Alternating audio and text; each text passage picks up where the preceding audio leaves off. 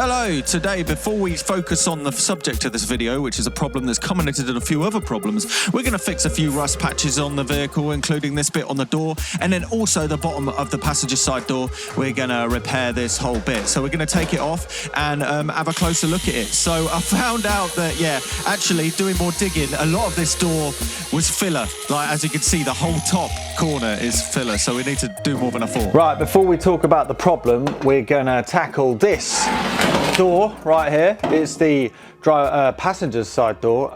It's a bit rusty on the bottom, as you can see. Another problem was, strangely enough, the A-pillars. The holes didn't line up to this. And strangely enough, on the new door skin, the holes are actually lining up to where I've drilled the holes to line up with the Heritage A panel. So that means that the original door hinges don't actually line up. So I'm wondering if maybe in the manufacturing process, the heights of the hinges or something at some point changed. I don't know, very strange. Well, anyway, as you can see, we've actually got a rusty bottom as well. A rusty bottom, you don't want one of those, do you? And that's this replacement panel. This is a Magnum pattern panel. It's not as good, but it'll do. It's the only ones I can find. So this is to repair the bottom of this. So what we're going to do is we're going to try and pick it off, I think. I still haven't completely decided what to do. Am I going to replace the whole damn thing? Actually, I've forgotten. So I've grinded away this, and I found there was some filler here. There's also a bunch of filler on here, so I've decided I wasn't actually going to do this. I was only going to cut the bottom of the panel off. I think I'm going to replace the whole door skin. The driver's side door isn't that bad. There's only a tiny bit of rust that is barely showing through, and it's to the point where it's fine. It adds to the patina. I didn't want to lose the patina of this door, but the thing that I've learned with all of the welding and stuff is it's a lot easier just replacing a whole panel than putting a bit in at the bottom. So that's what we're going to do. We're going to replace the whole panel and do the same patina faking as we've done before. Carefully cut the middle out with an angle grinder and see if we can just pick the sides of it off. I think that's what I'm going to do. So, where's my goggles? Where's my goggles? Where's my goggles? Right, let's do it. And uproot it. Oh, it's such a shame to have to cut this whole thing off, but it's going to be for the better. Ugh. Ooh. Right, I'm gonna do the cut along this side as well. Nice one. There we go. Cool. Right, so I'm gonna slowly pick it off. Oh, I could probably do it quite a bit by hand. If I remove this, I won't know where the bottom of the actual door is, where the curve is. Actually, I will, because I'll be popping it in the top. So what I think I'm going to do is I'm actually going to put the door on first, the front of it on, and then put the bottom on. Because if I put the bottom on, there's a chance I'll make it the wrong size. And it's always building to other parts, so you've got all of the wiggly worms. We want to be able to make sure that we, are able to put the door back in the hole that it came from. Come on. It's not even welded in. It's crazy, isn't it? Oh, I think it's crazy. Come on. Right, so that's coming off now. Oh, look at that. That's peeling off like a banana skin. Lovely. So this is the point at which the patch panel for the back is going in, like I said. So to be honest, I could cut this off before it keeps on stabbing in the arm. I could just pull it off. There we go. Look at that. That's minging. Whoa.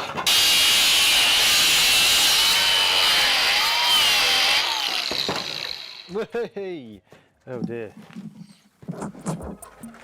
I continue grinding away and cleaning it all up a little bit. It's all a bit of a surgical procedure, this, because you don't want to be cutting into the bits you don't want to be losing. For instance, this part at the top, I wasn't meaning to pull that part away, but as you can see, it was coming away anyway, because it is completely rusted where the gutter is below the window. So had to slightly remove that part. We'll make a patch panel later on, but we're going to surgically remove the rest of the door card, door panel, door skin, that's the one, and then clean it up with a little bit of a brushing off, and then also use a rust converter, which I didn't film. This is me cutting the bottom of it off, which we have a replacement panel for. We'll have a look in a second, but we're going to cut it up to a definite line, just making sure it's nice and clean, and everything we are keeping is nice and smooth and rust free. Then in the meantime, we're going to remove the Littlebrook power panel, the control station substation power panel. This has gone over to the museum. Now there is space, so carried that over, so you're not going to see that unless you go to the museum until I do the video on it, which is coming up quite soon.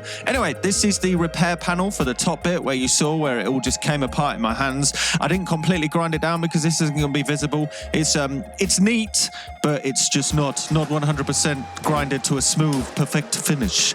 Now we put the skin on. I'm just tacking it in place with a pair of pliers and making sure it all fits. One thing that I don't do in this video that I show you is testing it in the hole to make sure it still fits in the car.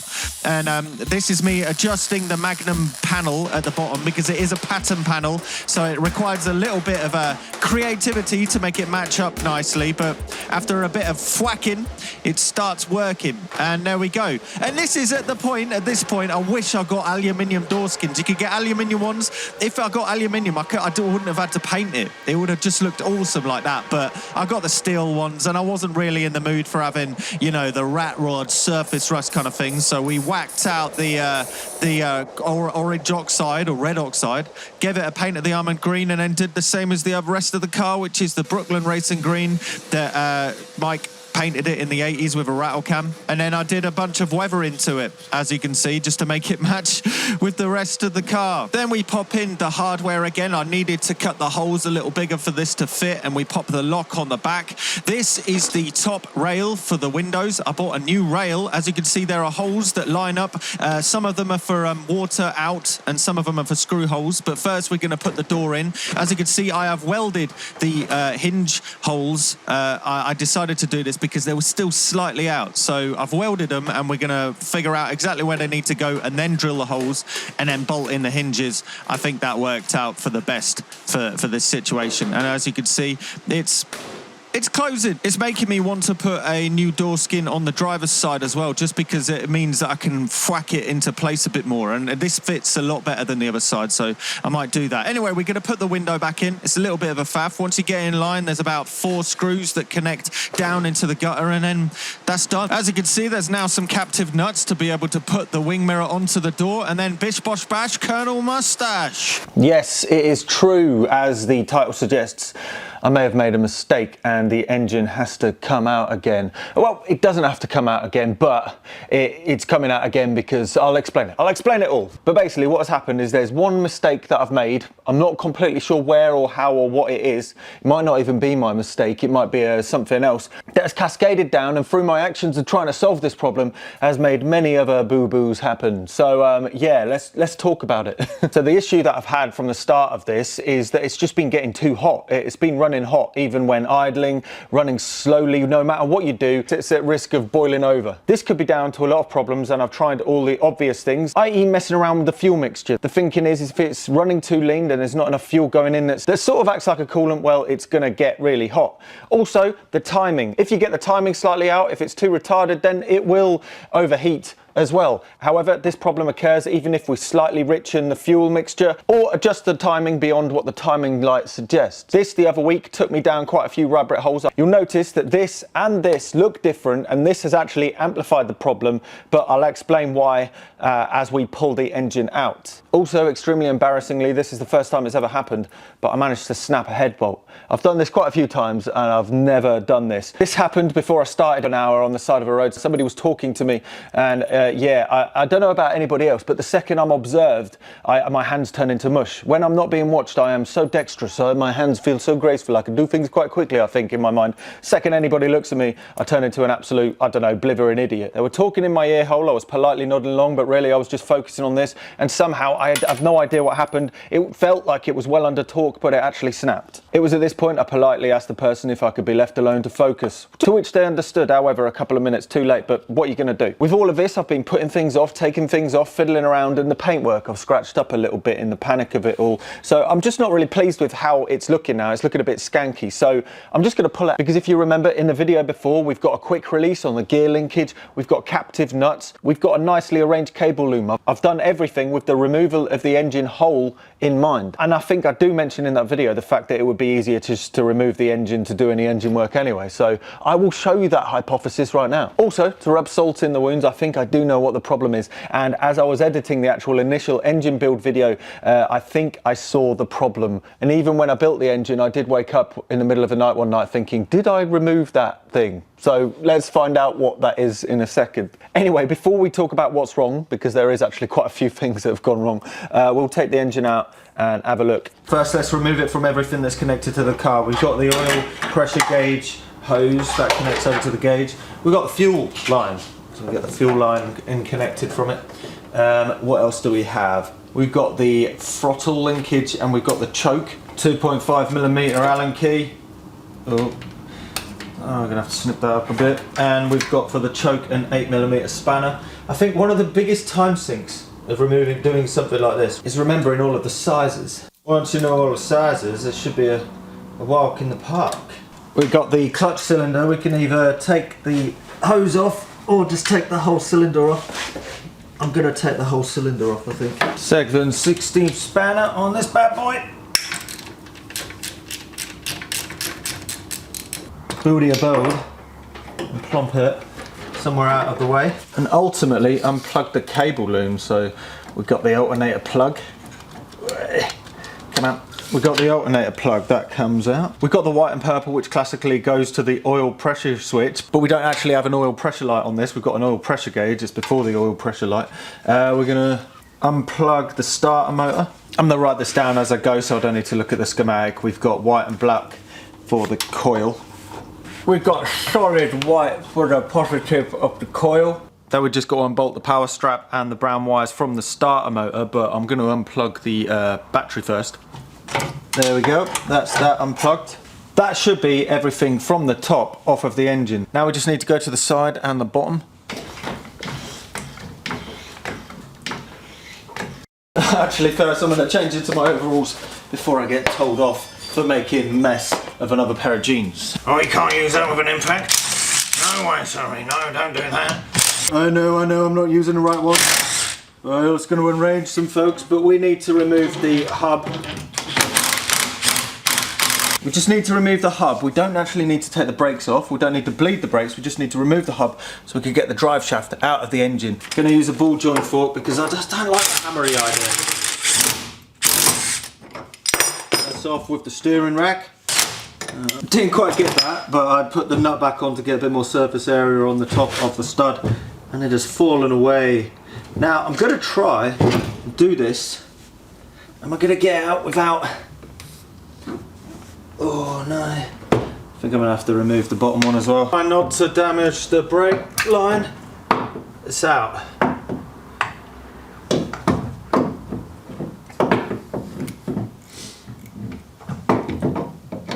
Hang it back in there and pop it back in. Slightly out of the way. Bish bosh bash. With that, I'm going to try and remove it without even taking the exhaust off the car. I've never done this before, but in theory, I reckon I might be able to do it. So it's all about experimenting. And if this is the case, I will have revolutionized my engine removal process. We're going to remove the quick release pin from the gear linkage. It's as simple as that. And there is one more bolt that I think is a 9/16. Yes it is. For the gear rod that is above it, the gear like. And then we need to just remove that bolt from the thing above the gear linkage. Now that was about 6 or 7 tools and everything is off of the engine. All we need to do, engine bolts. I think they're 1/2 inch as well, so we don't even need any more tools. We just need the, are they 1/2 inch? Yeah, they are, at least.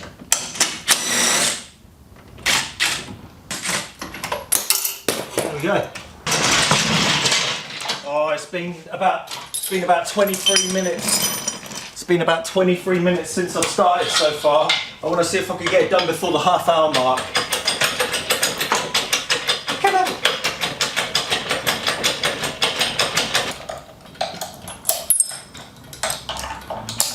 Right, now we're going to see how many things I've forgotten to remove. Right, so what do you reckon? How are we going to get away with not removing the exhaust? I don't know yet. I'm going to pull. Yeah, the exhaust has got to come down. Gonna try and just remove the central bit of the exhaust. Right, I've really got to sort that bolt out. Right, let's get it out. In theory, it should just come out. And the stabiliser! I forgot about the stabiliser as well.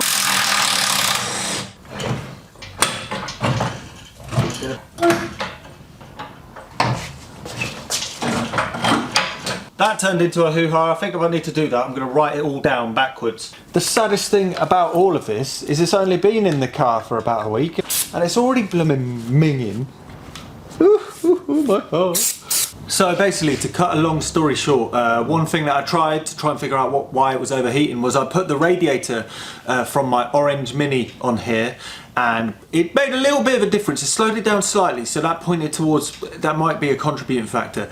But the problem is this radiator actually has a more direct exit port, and what that did was the belt for the supercharger actually rubbed a hole into the hose. So there's a great big blooming hole right here on this tube that was squirting water out, so that contributes to a bit of the mess around here. Whilst we're here, let's pull it off and have a closer look at the damage. Oh dear. Oh, there it goes. I thought it would have let it all out, but it evidently has not. So, yeah, there we go. It has rubbed itself a nice big blooming hole. Let's take the radiator off and have a closer look at what I think might be the issue. Are you ready to witness my possible stupidity in full swing? Because I am.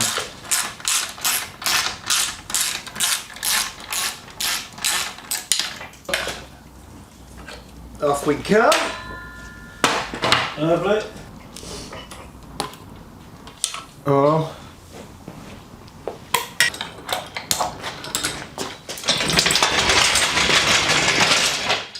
Right, so confession time.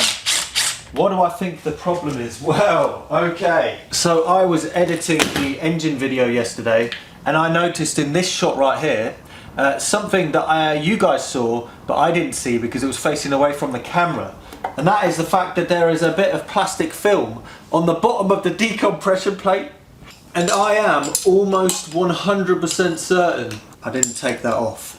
And what I think that has done is it has melted and blocked off, or at least slightly blocked off, the water channels from the block to the head, which greatly reduces the water flow. So yeah, I'm gonna pull it off and have a look. Oh, it's got some gasket seal. It's a bit tight. No, it isn't tight at all. We need to take the head off anyway because of that broken stud. I'm a complete idiot. I have no idea what happened. Well, I do know what happened. My mind wasn't on the ball, but it was still pure stupidity from my end. So we're going to take off the exhaust manifolds. Off. Oop. Let's have a look at the situation and inside between the block.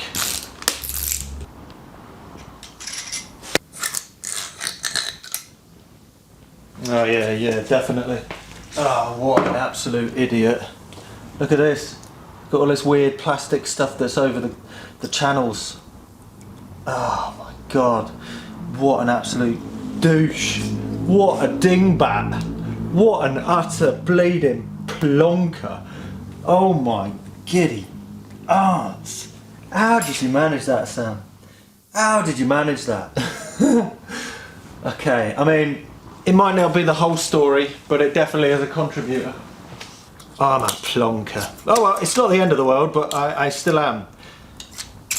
Definitely a bit of a plonker. Oh, okay, that's good. Okay, might be able to get that stud out by hand. What an absolute tool. I think I left the plastic on both sides. Well, read the friggin' manual.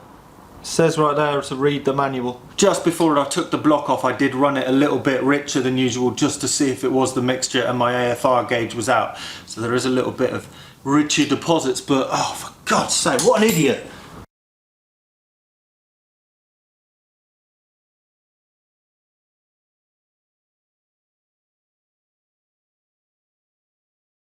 Sorry that, thanks for the comments. It's not always a negative, Nigel. Anyway, we're going to try and get this stud out. I tried using a center punch, didn't work, so I used an easy out. Got to be really careful with all of those metal filings to not go anywhere in the block because it's really hard metal and that will grind everything to pieces. Then it was a laborious task of removing all of the gaskets from all of the surfaces, making sure it doesn't go in all of the bits as well.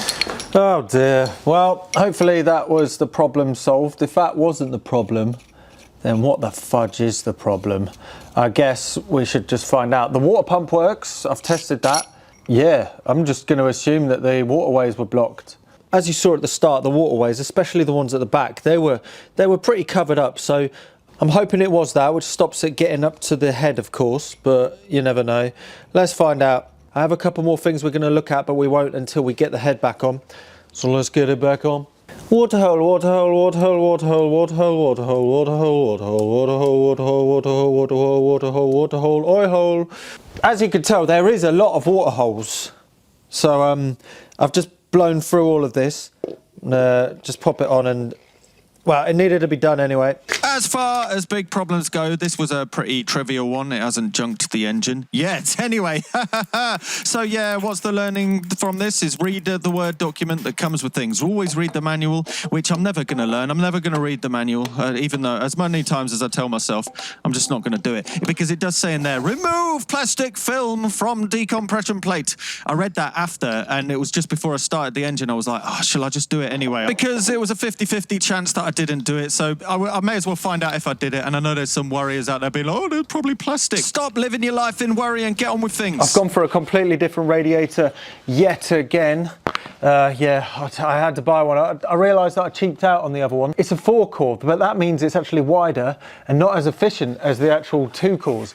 This one's an improved one. It's got fatter cores, but it's narrower. So looking through all of the hoo-ha, apparently this is the one to get. It's pretty much as good as the oversized aluminium ones that are like 4 times the price. It's pretty ridiculous. So let's put it to the test. Pop in a new hose and let's hope this doesn't foul it. There's not a crazy amount of room to play with, but it's not chafing. So that's all we care for.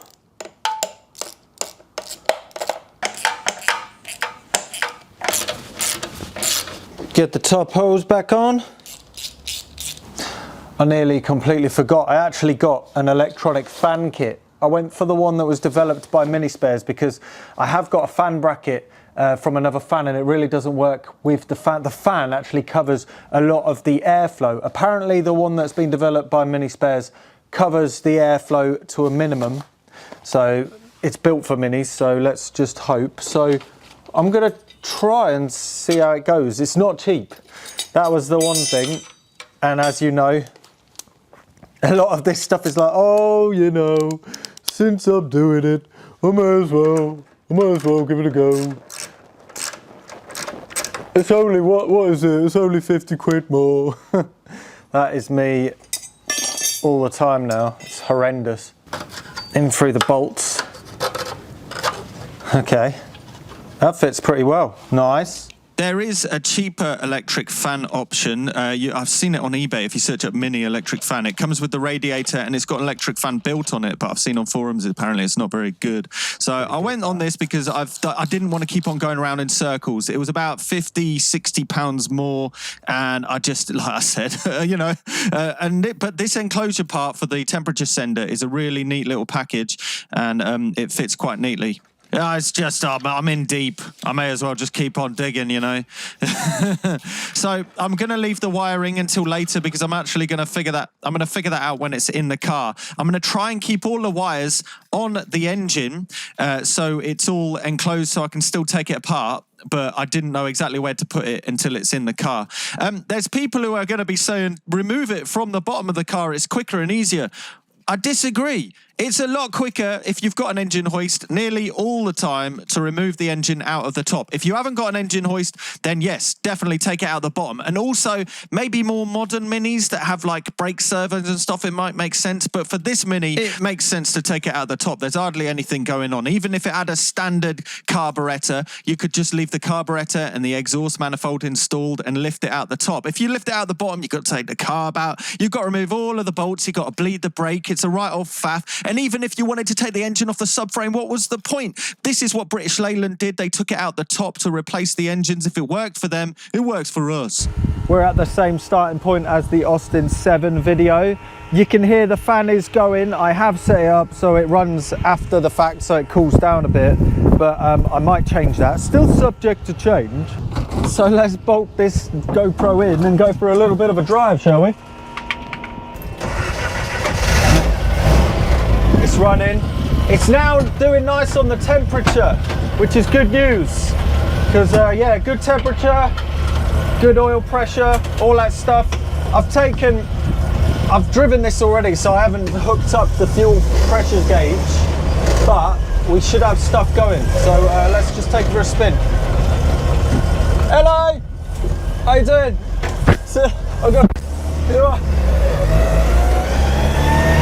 So we went to the museum. So now we're gonna just take it for a quick spin. Temperature's doing good. It was running still just after I spoke. Just before I spoke. So we're going to take a little bit.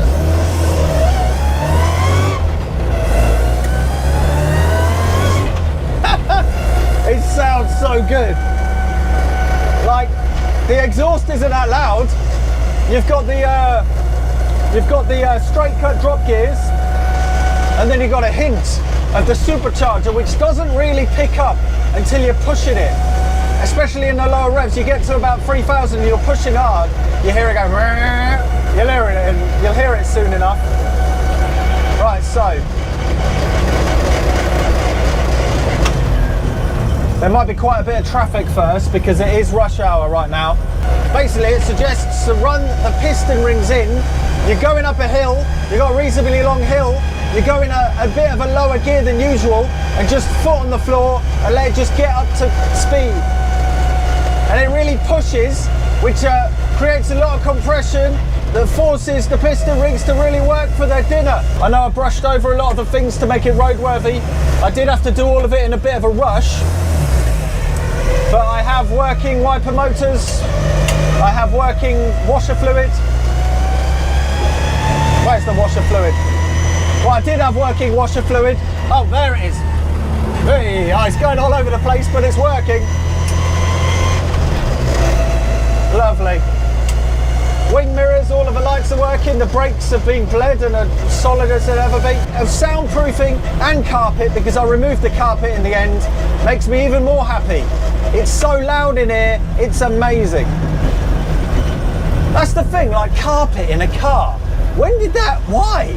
What's the point? I mean, vans, they've got plastic floors and things. That makes sense. The second something becomes domestic, why does it need a blooming carpet? Who needs a carpet in their car? It's stupid. So yeah, there's no carpet. I can't really go high revs because I haven't done many miles in the engine yet. It's kind of recommended to not really open up the engine until like 200 miles or something. You can hear the supercharger over the drop gears, which is amazing.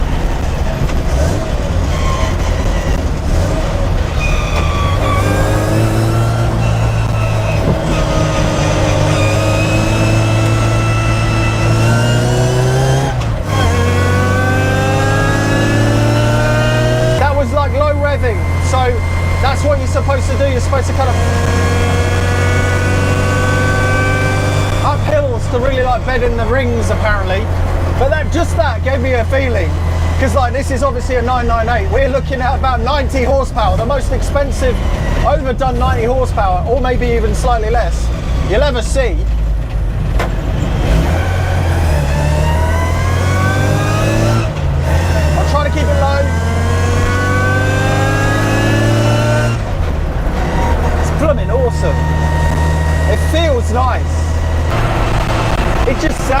amazing. It sounds like...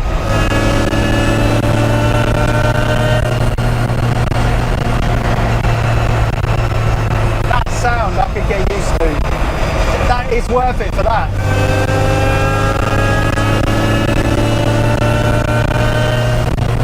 Woo! Sounds amazing. Lovely jubbly. Anyway, I'll see you next time.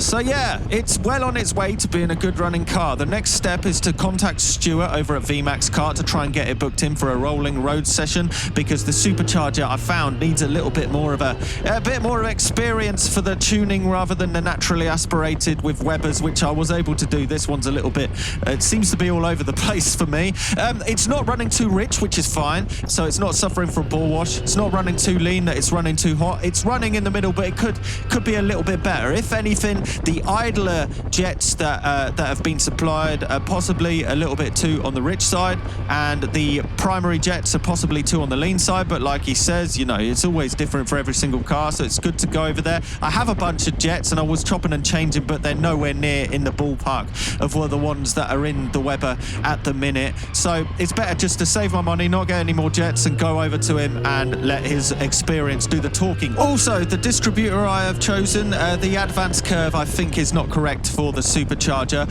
It needs to be a little bit too retarded in timing at idle for it not to plink at the reasonably high revs and high loads. It's fine for now, it's not going to damage itself, but it needs to be better, hence we've got to go over to Stuart. But yeah, anyway, if you like what you see, don't forget to subscribe. If you want to support on Patreon, help us pay for this blooming thing, then please look out. There's more videos about all the projects over there. Anyway, peace!